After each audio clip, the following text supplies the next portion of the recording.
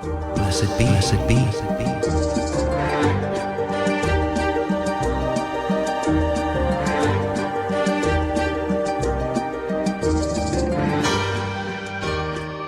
Welcome, and thank you so much for listening. I bet many of you thought I was never coming back. That is not the case. I am definitely here, and it's just been that time of year for me. I've been doing a lot of traveling, and I've been extremely busy in a lot of different areas of my life, so I do my best. Anyway, because it's been a long time since my last episode, there are a lot of questions that I'm going to try to answer. If I don't get to your question, it's not because I didn't want to. It's because I either ran out of time or I couldn't find it. So if there's a question that you sent in and it hasn't been addressed on the podcast, send it to me again. It's not you, it's me. Okay? All right. So the first question is from someone called Astral. And it says, "Hi, Ariel, I'm doing the Witch's Primer in order, but I sort of got ahead of myself and I listened to all the podcasts. In the wand episode, you mentioned to consecrate the wand on the full moon. I usually do the same full moon spell to the god-goddess every month. My question is, can I consecrate my wand and do the spell in the same circle? My plan was to call each tower and dedicate the wand to them, do my moon spell." Okay. This also brings to mind, can you do two spells in the same circle? I feel like you shouldn't, but I wasn't sure. Since I like to multitask, I wondered about it. Okay. From what I understand, you say you do the same full moon spell to the god and goddess. I'm not sure what you mean by that. It sounds like you're doing a type of devotional thing. It doesn't sound like a spell in regards to actually trying to focus your will and create change in the world. So, yes, the answer to your question is yes, you can do more than one thing in your circle, especially on a full moon. It's okay if you do your devotional stuff and you do a spell. There's nothing wrong with that. But you are right in assuming that it's not great to scatter your energies. So, I personally don't recommend working on more than one spell at a time. But it doesn't sound like what you're calling your full moon spell, that you do the same one every month. It doesn't sound like it's an actual spell. It sounds like you're doing some kind of devotional work. So I don't think that those two things are going to confuse one another, if I understand what you're doing. All right. And so here's one from Charles. And it says, "Dear Ariel, I've been listening to your DCW lectures and the Witch's Primer podcasts for a while now, and I really like what you have to say." Well, thank you very much, Charles.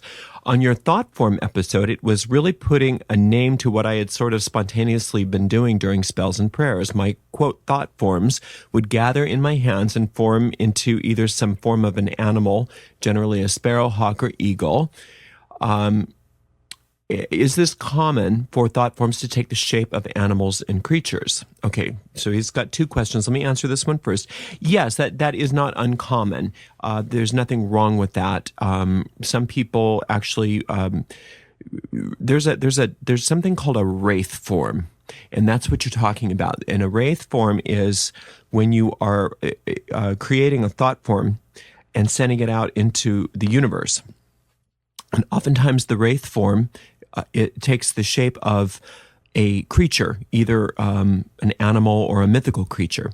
Now, what you've got to be very careful of, not only regardless of the form of your thought forms, is that you're very clear in how you program them, because remember you're responsible for those thought forms and what they do.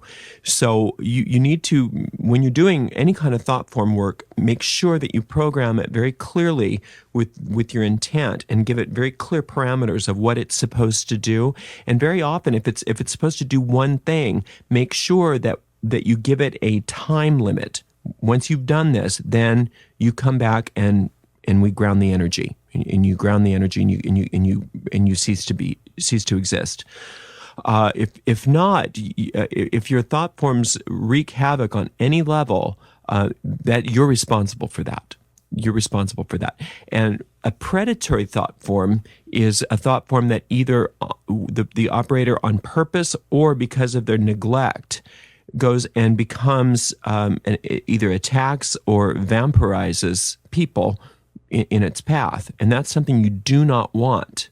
You don't. That's not the point of any of this. The point of any of this is actually to be helpful and get you what you want in the life, so that your life becomes better, not to cause any kind of harm or mischief in the world. And to be honest, it's my understanding, and my I don't like to even say belief, because the idea of where the ideas of vampires and werewolves and those kinds of things, they actually started out because of predatory wraith forms or thought forms. And then they've evolved, and now people actually, want to be in physical form, vampires and werewolves. And I'm not saying that there's anything wrong with that. I know there's a whole culture around that, and I'm totally in whatever, as long as you don't hurt anybody, I'm totally for you doing what you need to do for your personal self-expression.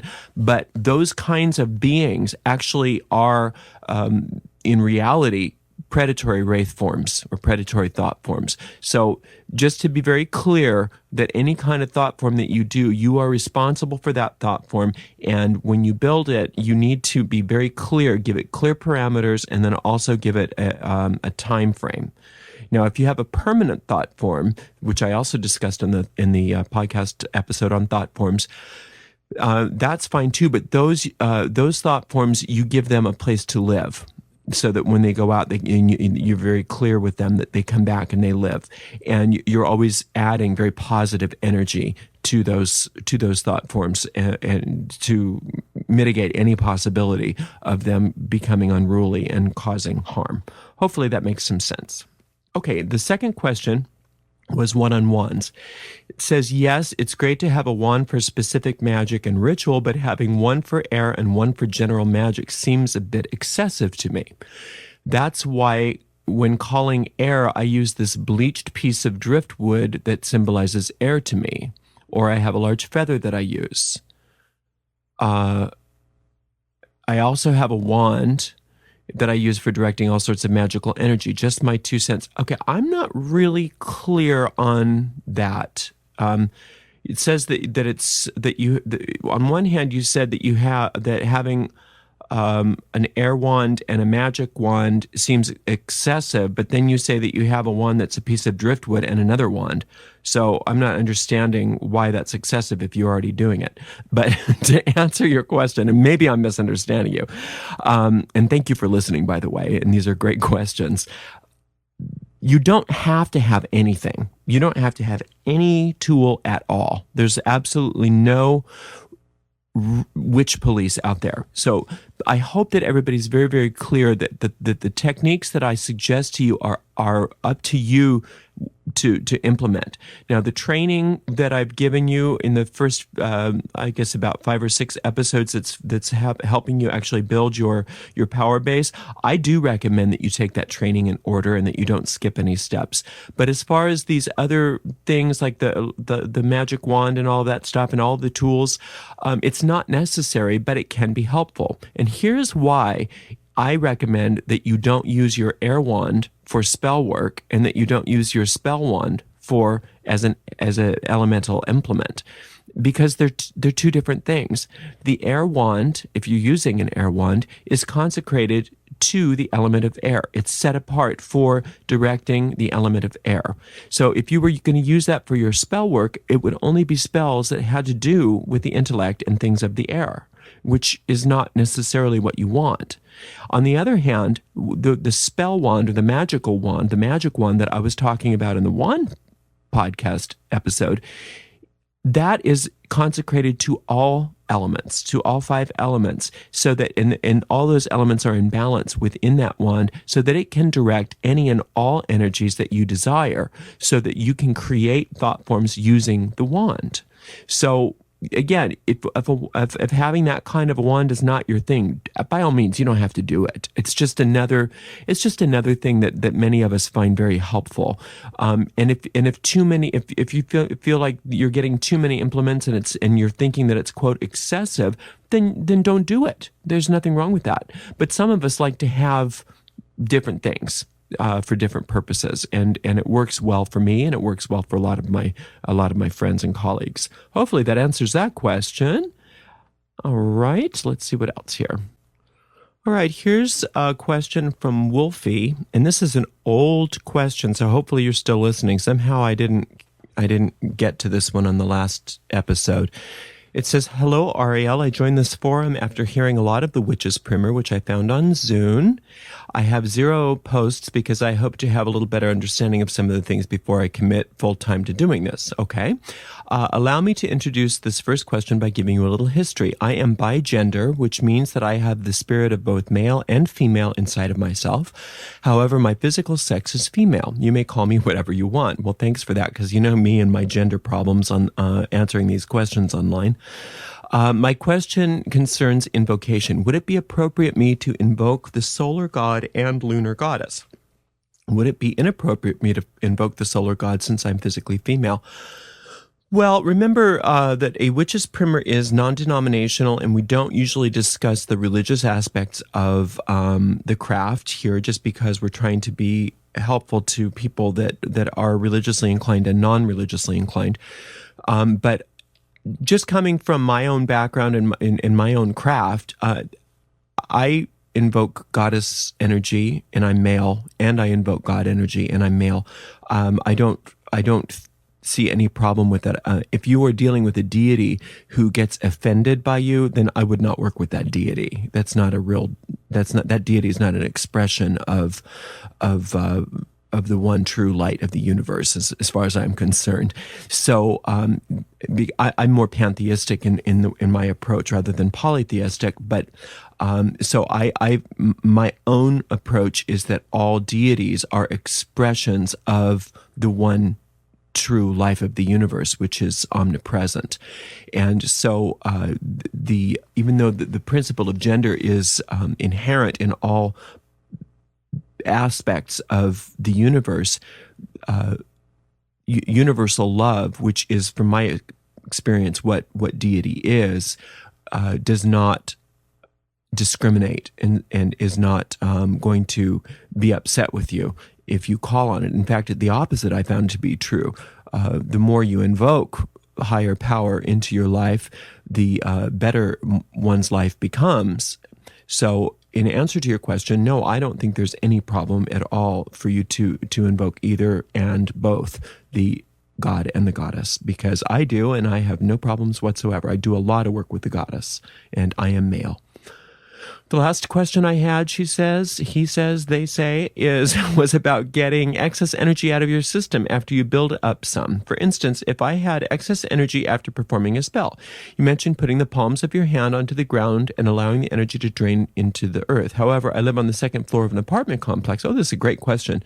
Would it still be appropriate for me to visualize and feel the energy draining through the room below me and into the earth? I'm concerned about the people living below me. I don't want to accidentally affect them in a negative way. Okay, good. If allowing the energy to flow into the earth would be bad, would it be okay to allow the energy to flow into the floor? Okay, very, very good.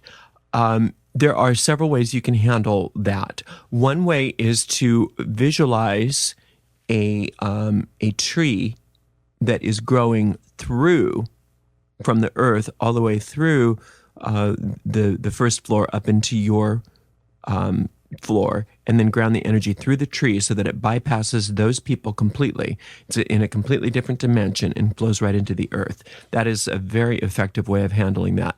Another way that I've heard of people doing, and I have mixed feelings about it. Some people find it works really well, is that they find something that's grounded in their house, like an electrical outlet, and they actually ground the energy into the electrical outlet. I have had experiences where I've had power failures and problems with that. So I prefer to do an interdimensional kind of grounding, like I described with the tree, because the electrical outlets, I personally have had electrical problems happen because of trying to ground through an electrical outlet. Other people swear by that method. So you can You can experiment, but I'm not responsible for any problems that you encounter if you use the electrical outlet method, because just like I said, for me, it did not work too well. But if it does work for you, that's great. That might be an alternative for you. But try the tree visualizations and actually see a completely separate dimension, grounding that energy through your floor and into the earth below you, that has absolutely no access whatsoever to those people beneath you. Okay? Let's see. Now, Zobiana has some questions about thought forms. Could it be possible that I've created thought forms without realizing I had done so? Does that make any sense? I just wonder if I may have inadvertently done so in the past, and if I did, how do I find them? What do you think? Yes. Yes, you've inadvertently. We all do. We all are constantly creating thought forms. That's the reason why I think magic is so important in this day and age, especially, but throughout all ages. It's one way that we can take control of the fact that we are involved in magic, whether we like it or not. We want to do it consciously. Yes, you are creating thought forms all the time. Constantly creating thought forms. So what you want to do is you want to start doing meditations that call back all of the thought forms, all of the energy that you've scattered out in the universe that are creating results for you. You want to call those back and do a major purification. And one way that you can do that is visualize a tree growing through you, or a pillar of light growing through you, or a big fountain of energy growing through you. Whatever you can do. The tree is a nice one because it's well grounded, but make sure that you see this tree as existing in, like I said before, in the previous question, another dimension. This tree is just sparkling with light. You could also use your orb of light meditation. It would work beautifully for this. But just see yourself in the center of some sort of major object of light, a sphere of light or a pillar of light or a tree of light. And you just sense it. Okay. And then while you're in the midst of that visualization, call back to yourself. And you don't have to remember or know what these thought forms are. Just say, I call back to myself all thought forms, all energy that I have scattered around the universe in the past and in the present that that are no longer serving me. I call back all of my energy and I now purify it within this sphere of light. And you call it back and you just see all this energy coming back to you like a magnet. You're drawing all this energy back to you and you see it completely get transformed within this white light in your orb of light or your tree of light. And you'll feel it sort of click once it's all done. And then after you've done that, and you can do that several times if you want. After you've done that, just be very clear that you've cleaned up a lot of your life by doing that exercise. And then what you want to do is start some sort of a daily practice, if you haven't done so already, so that you are getting used to focusing your thoughts, focusing your mind, and that every day before you go to bed, you can do that little exercise, that you do a pillar of light or a tree of light or an orb of light, and call back any energy that you've scattered throughout that day, so that it doesn't wreak havoc on you. But yes, absolutely. And pretty soon you get much better at not inadvertently creating those thought forms. You're not doing your creation by default as much anymore. You're creating on purpose with intention, consciously. Okay, she has another question. She says, I have also been reading, studying, and working on developing my psychic and mediumship skills, and it is going extremely well. So far, it has been self-study and working with my spirit guides. I wondered if you are familiar with a place called Casadga in Florida. No, I'm not. I've been invited to participate in a workshop there with other psychics. I've never worked with others. Do you have any tips on what I should expect or watch out for? Well, just your spiritual purification and making sure that your protections are up, and that if you're ever in a situation where you don't like the energy, that you are able to shield yourself very well. And I always recommend that you do any kind of shielding and purification on a regular basis, but especially before you're doing any kind of psychic work or what you're calling mediumship, and also when you're working those kinds of things with another. So thank you for those questions. They were very, very good, as have been every question so far. There are so many more. Today may just actually be a question and answer class, and I'll get to the lecture next time. Okay, this one is from Morningstar, who is a male. Thank you for telling me that. I am new to the Witch's Primer podcast and your discussion forum. I know you are out of town. Well, I was. When you have the time, could you help me with the questions below? My question is, I read through the cord making in the support material. I was wondering if there are any links or pictures on the internet that would show a completed cord as explained in the support material, or even better, the making of a cord. I'm not clear on how you tie the knots in making the cord. How do you tie the first knot in binding the cords together? And when you are finished with the cord, do you tie the knots with the actual cord to make the distances on the cord, or do you take small pieces of cord to mark the distances? Okay, all of that is good to ask. Have you ever braided anything before? You take your cord as the measurements that I put in there, and you tie all three of those pieces of cord together at the end. You make one big knot so that they're tied together, and then you start braiding, and you make sure that braid is very even and very and you know, it doesn't have to be tight, but not real of a loose braid until you get to the end, and then you tie the end in order to keep it from unbraiding itself. Then you should have a cord that is braided that is longer than what you need. So then what you do is you start from the top and you measure for where your first knot should go, and you tie a knot at that spot, and you remeasure it, and you adjust the knot. So don't tie the knot too firmly until you're clear that the knot is where you want it to be. And then you take the next knot and measure it down, and you measure the next one. You tie the next knot, and so on and so forth. And that is how you do it. It's not as hard as you think it might be. It's just a braided cord where you tie some knots at certain specific places so that you can make measurements if you need to. And those measurements are traditional, and you don't have to use those knots. The reason why those measurements are used is so that you can cast a triple circle if you ever want to do that. And that's not something we do a whole lot, but it's nice to have that ready in case you ever need to do it. There is another method of making a cord which is actually nicer, but it's very complicated for me to describe. If I had time, and maybe I can make a little YouTube video to show you how to do it. That is where you actually start braiding about a third of the way down, and you braid backwards toward the end, and then you fold that braided part over so that you make a little loop, and then you take the extra string. There should be 3 extra strings plus the 3 long strings, and you place those together and you braid them together. I don't know if that made any sense, but then you continue braiding down until your cord is done. And then what you've done is you've actually woven in a loop. So you've got a loop end, and then you've got a long braid of a cord, and then you tie the other end. And so that way you've got a female end, which is a loop, and you've got a male end, which is the knot at the end of it. And then you can place your knots within the cord. And then what you can do with that is, since you've got that loop, is if you are measuring out a 3-foot circle, you can place that loop inside of like a table leg or something like that to keep it secure. And then you can actually take a piece of chalk and walk around with your cord.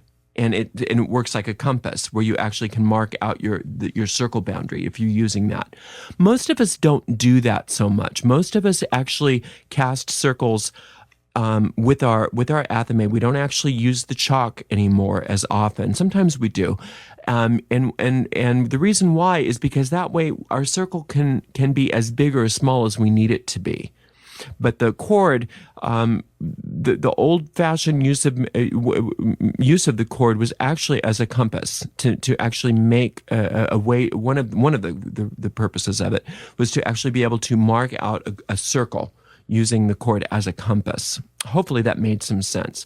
If I get some time, I will definitely do a YouTube video, but I'm so behind on my podcasts. Hopefully I will do that, but don't hold me to it. Okay, let's see. We've got Okay, let's see. Mega spell. Let's see what this one is. Hi, Ariel. I have a question, but I just wanted to tell you that I feel like you're a good friend of mine, even though I've never met you. Well, that is so sweet. This is from Luna, and I really love hearing that kind of thing, and I appreciate you listening to me. I listen to the podcast all the time, and you have given me vital information that has changed my life. I have had three encounters with my spirit guides and angels, each time after the grounding and centering meditation and in the morning, and each time I cried for joy after. Well, that's wonderful. My spells are working, and I just got caught up with life, and the primer got put on the side. I will pick up where I left off. I keep checking iTunes, desperately waiting for the next episode. I'm sorry, you probably aren't even listening anymore because I've been just so remiss in podcastings. Hopefully you come back. Anyway, the question is, the full moon is supposed to be the best time to perform any kind of spell. I wanted to create a mega spell for prosperity, health, love, etc. to be formed at this time.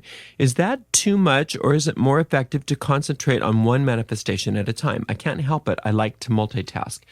That seems to be fairly common. A lot of people want to just do one big old whammy and just hope that everything gets handled at once. I can't say that it's wrong to do that kind of thing. I think it has its place as far as general blessing, but as far as actually being able to focus your will and your intention, it's much better to do one thing at a time. And if you have an ideal in your mind about a spell, like say that you want something that is what we might consider an ideal or a long-term goal or something that's very far-reaching, it's a good idea. You can do two spells on the same thing, in that you can do one spell for your ideal, and then you can do a spell on the first step of that ideal. For instance, let's say you, well, probably not so much these days, but say you wanted to buy a home. And so you could do a spell for that, for your new home. But say you didn't have any resources to buy the home yet. So you could definitely do the spell for the new home, but then you could do a second spell, sort of like a rider spell, where you do a spell that you're able to have the down payment for that home, or maybe to have good credit to be able to qualify for a loan once they start lending money to people again. You see what I'm saying? So if you were multitasking, it would be better to be multitasking on the same topic, so that you have a long-term goal and a short-term goal, so you could do those two spells together, rather than doing one for your health, one for your money, one for your love life, one for your spiritual life, for peace on earth, all at the same time. You know what I'm saying? Again, there's nothing wrong with doing a mega spell like that, but it's not going to give you, usually it won't yield you the results as well as something that you're actually focused on.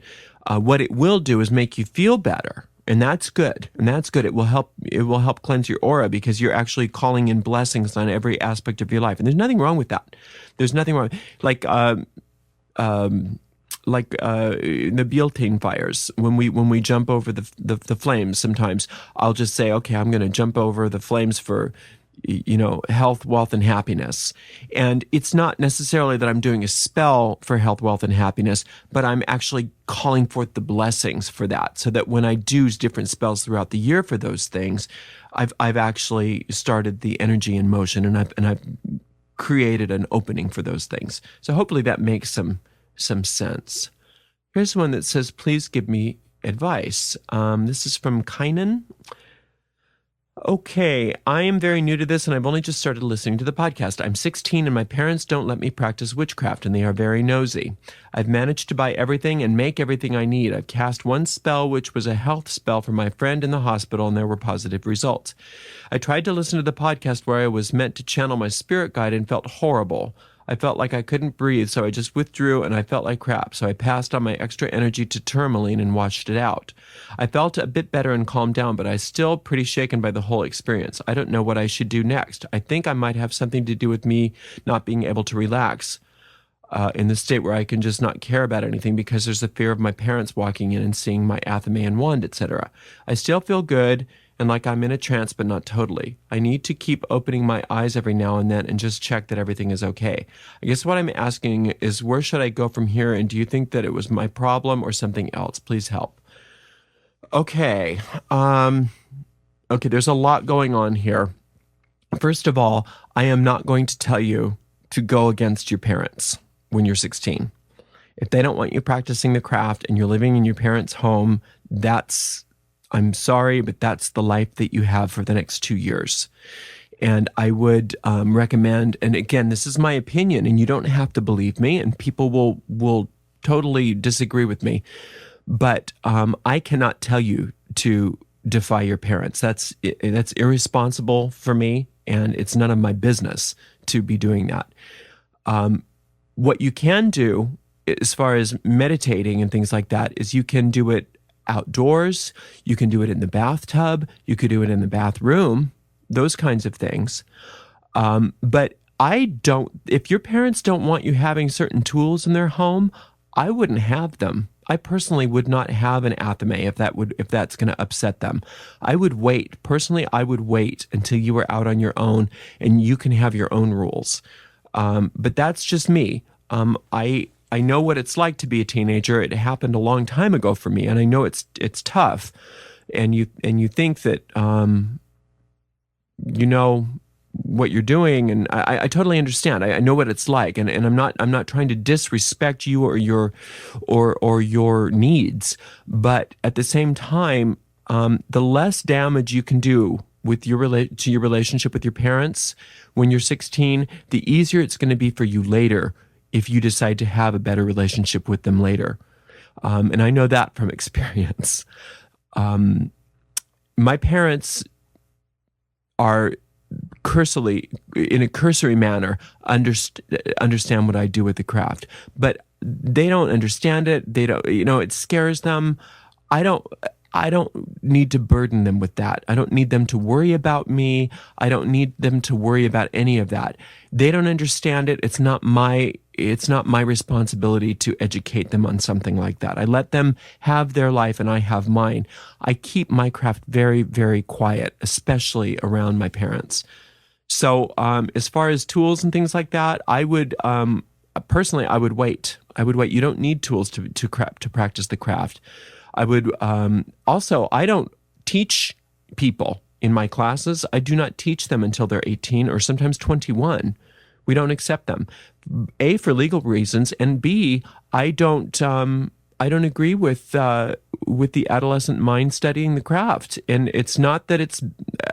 I know people will disagree with me, but there's other stuff that you need to be doing when you're 16, and working on the inner realms and things like that.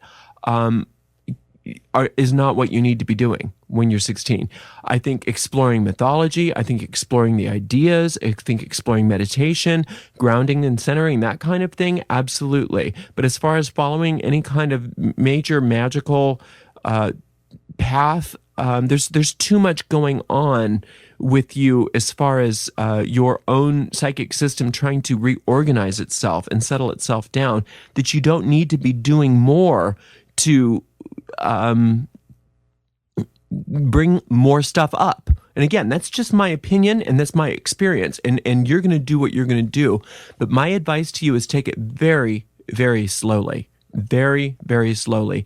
And give it a couple years. And when you're on your own and you've got some responsibilities in the world and you're paying your own bills and you've got your own life, then that's when the craft can be something that's very helpful to you, because it's actually going to be something that adjuncts your own personal becoming. But when you're a teenager, you're exploring different parts of your own psyche, and your own psyche is not developed yet.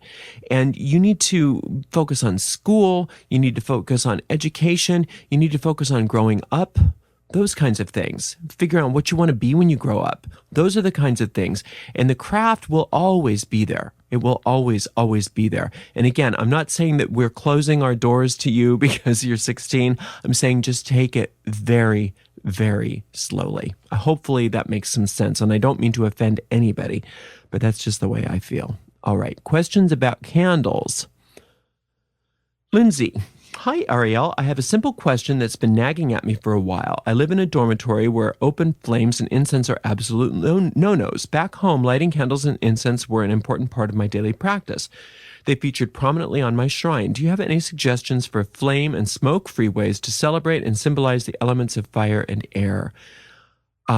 Yes, I totally know what you're talking about. And, well, you know what? You can get a magical lamp.